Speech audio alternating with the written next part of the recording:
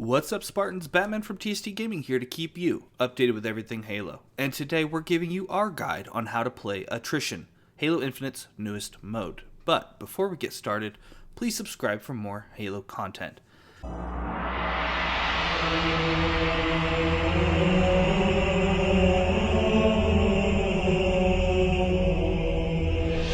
So Attrition is a mode that is making its franchise debut, and it's tied directly to the Cyber Showdown event that's going on right now.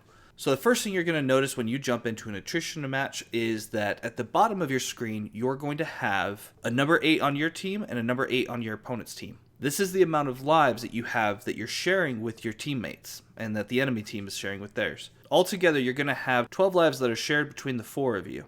Once the pool is depleted and you die, your body drops an orb. And as people get killed, you will notice that the number from 8 will go down to 7, 6, all the way down to 0. Once it hits 0, anytime someone dies on that team that no longer has a surplus of lives, they will drop an orb at their body. Now, your teammates can go ahead, if they walk up to it and hold down the revive button, they can actually revive you and bring you back into the game. They can do this as many times as they want. It does take a little bit of time for the revive to actually work, and so sometimes you can get shot while doing so you want to make sure that you're protected or covered when you are. This game mode is Slayer focused, so it's going to have the regular Slayer settings and weapon spawns. It's the best of 3 rounds. Also, one thing you're going to notice is after a certain period of time within the round, you're going to hear the announcer say something along the lines of, "Incoming." This is a red wall that basically comes in similar to storms from Fortnite or in PUBG or any other Battle Royale game, and it's going to slowly force you guys to get closer and closer. Some people speculate that this is them testing it for a Battle Royale mode down the road, which I just would have to see how they execute it to see if I'm for it or not, but I definitely understand the similarities. Overall, it's a very fun mode. It's very intense. I've played a similar mode on other games before, and I really like this because it really forces you to slow down for a second and realize that your lives are being shared by your teammates. So you don't want to waste all your team's lives and have them be mad at you or lose because of it. When I was first playing this mode, I would just run out there because I'm an aggressive player by nature, and I would have more deaths than someone else on my team, and I maybe would have a few more kills, but you have to kind of balance that out. So once I started slowing down a little bit, it actually brought me a whole other level of being able to play, try to stay back, pick them off with snipers, that kind of thing, because you don't want to use up your lives as much as you can.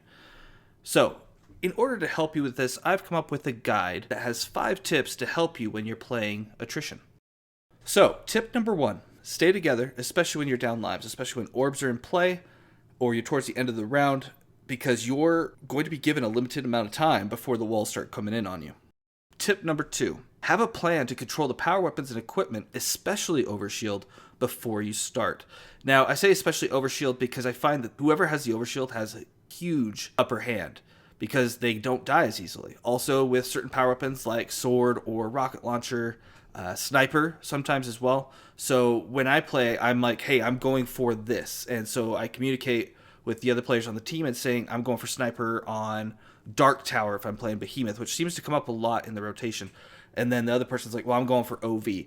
Now, if it's Invis, it's not good if your opponents get it, of course, but it's not as devastating as if they get the overshield and know how to use it properly. So definitely have a plan at the beginning of the match of where everyone's going. Also, it kind of prevents any confusion early in the match of, oh, I was going to go for that. Always communicate with your team. Tip number 3. If you are separated from your team for whatever reason, whether you spawned away or you just the way the battle happened because you were going after power weapons, whatever it may be sure to communicate with one another so that everyone has better situational awareness of the enemy has rockets, but it's only got 1 rocket left in it. Or, oh, they're in a warthog on the south side or whatever it might be. So that way everyone's aware of what's going on at all times so that you're sharing information as well as those lives. Tip number 4, keep an eye on weapon and equipment respawns. Now, if you don't know how to do this, this is actually very simple. The base where you pick it up, like for example, the overshield, or on the weapon racks themselves, there's a little bit of a timer. And it'll show you as it's getting ready to be respawned. If the weapon rack is red, it's waiting for the previous weapon that was pulled from it to be depleted of ammo first, or despawned for whatever reason, like if it's thrown in the water or something. So keep an eye on that. If you know, again, equipment or a sniper's coming up, communicate with your teammates, hey, I'm going for sniper when it comes up. You start moving in that direction, even if it's 20, 30 seconds away, just so you can try to secure the area the best you can, because you don't want to wait until it's 2 seconds left or 5 seconds left. Book it over there, and there's 3 of them over there. That's the last thing you want. But if you're there a little bit early, you get a little bit of pressure, you can back off and communicate to your team, hey, they have the sniper. Tip number 5, protect your enemy's orbs so that they don't get the revives. That's very, very essential. Reviving does take some time, but if you can get 2 orbs in one room and it's an easily defendable room, you definitely have the upper hand, because they're going to try to come in, and if you are up a guy or 2, you have much better chances of succeeding and winning. So that is our guide for how to play attrition and play it well. If you did enjoy this video, please like and subscribe.